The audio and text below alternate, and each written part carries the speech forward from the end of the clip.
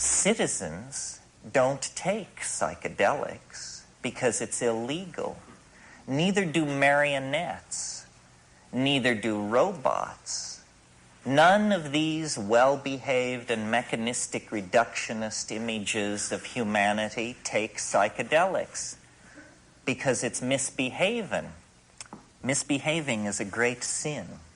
In fact, it's enshrined as the first sin. You'll regard that the psychedelic issue was there in Eden, and somebody misbehaved, and then they got tossed out forever, and their children's children into the chaos of history.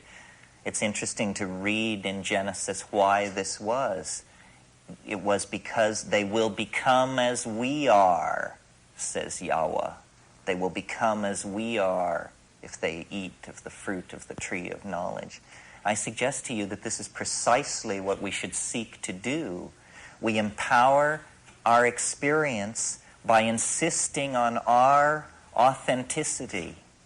It's a wonderful thing to learn to be able to stand up and yell bullshit, because so much is being slung and nobody is talking about the primacy of experience and the dignity of the individual. The dignity of the individual. We went a long way with this in America before we betrayed it. And it wasn't only betrayed by the clowns in Washington. It's also betrayed by anybody who clusters themselves around the feet of some self-proclaimed nabob. Because the fact of the matter is, nobody knows what's going on. Nobody knows. Nobody has the faintest idea. The best guesses are lies, you may be sure of it. And so to pretend that one human being will lead another out of the dark night of ignorance and into the shining light of truth is ludicrous, absolutely grotesque. A product of this empowering of the human image that has gone on through several thousand years of dominator culture. If you want a teacher, try a waterfall, or a mushroom, or a mountain wilderness, or a storm-pounded seashore. This is where the action is. It's not back in the hive. It's not in the anthill. It's not knocking your head against the floor in front of somebody who claims that because of their lineage and whose feet they washed and whose feet they washed, that you should give credence to them. Knowledge is provisional, and we are yet to approach even the first moment of civilized understanding. The way it is to be done is by trusting yourself, trusting your intuition. Reject authority. Authority is a lie and an abomination. Authority will lead you into ruin. It's not real. And it isn't, don't get the idea that it's this liberal rap about how everybody has a piece of the action. You know, the Jews know something, the Buddhists know something, the Huichol know something. Nonsense. Rubbish. Nobody knows anything. These are different kinds of shell games that have been worked out by priestly castes of people to keep things under control. Institutions seek to maximize control, control, control. That's what they're into. Did you think they were in the business of enlightening you? Saving your soul? Forget it. Control is what this is all about. And to the degree that we commit ourselves to ideology, we are poisoned. Any ideology, Marxism, Catholicism, objectivism, you name it, rubbish, all rubbish. What is real is experience. What is real is this moment. And so then what it becomes about is, what are the frontiers of experience? How much of that has been taken away from us by these dominators, by these priesthoods, by these cults, by these philosophical shell games? Well, a lot. That's the whole story of history. Our growing unease, our growing dis-ease, our malaise is all about the fact that we are kept from the wellspring of experience. We are sexually repressed. You may not feel it, but look back 100 years to a world where pianos wore pants. You know, maybe we've made a little progress on the sexual thing. Maybe not. Maybe more or less than we think. But we are repressed in all of these areas. And we are particularly repressed in the area that relates to the psychedelic experience, because it is raid to the dominator insect invasion. They can't take it. They can't stand it, because it empowers the individual. It dissolves the cheerful model of science. It's just exposed as, you know, a nice story. It enriches the accessible universe tenfold, 100-fold, 1,000-fold.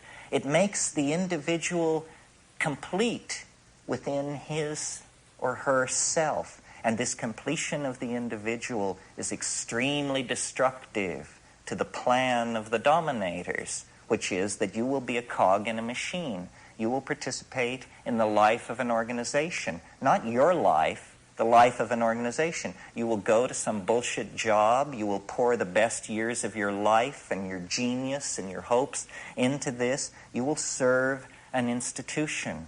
You will serve. Well, it's a bad idea for free people to go along with this. A much better idea would be to insist on the dignity of human beings, to recognize that the freeing of slaves, the giving of the vote to women, the ending of public whippings, that this program of political enlightenment must also then include hands-off on how people want to relate to changing their minds. We are not interested in being sexually regulated by the state, and we are not interested in being intellectually, spiritually, emotionally manipulated by the state.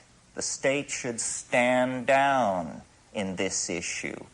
The state is acting as the enforcing arm of the dominator culture, specifically of fundamentalist screwballs who, you know, are horrified by all this, by the notion that people would claim the authenticity of their own minds, that people would stand in the light of nature and reject original sin and the guilt from Eden and, you know, the sins of the fathers and all this rubbish which is handed down.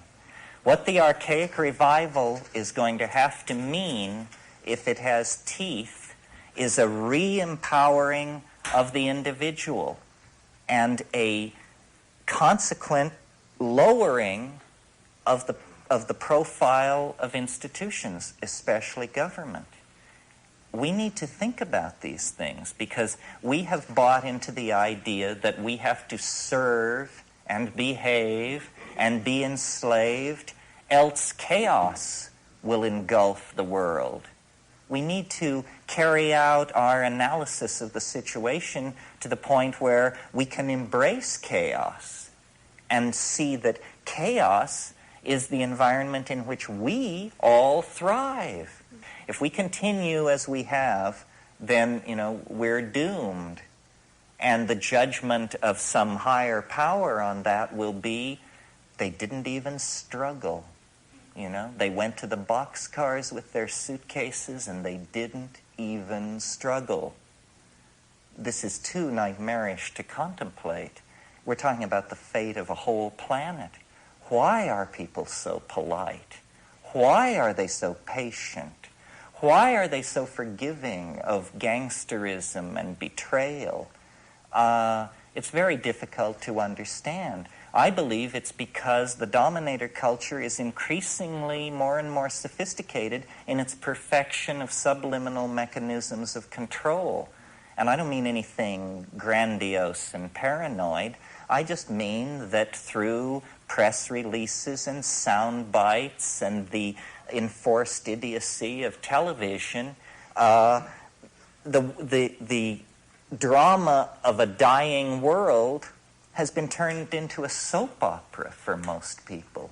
And they don't understand that it's their story and that they will eat it in the final act if somewhere between here and the final act they don't stand up on their hind legs and howl. So this whole effort to bring the psychedelic experience back into prominence is an effort to empower individuals and to get them to see that we are bled of our authenticity by vampirish institutions that will never of their own accord leave us alone. There must be a moment when the machinery and the working of the machinery becomes so odious that people are willing to stride forward and throw sand on the track and force a reevaluation of the situation. And it's not done through organizing. It's not done through vanguard parties or cadres of intellectual elites. It's done through just walking away from all of that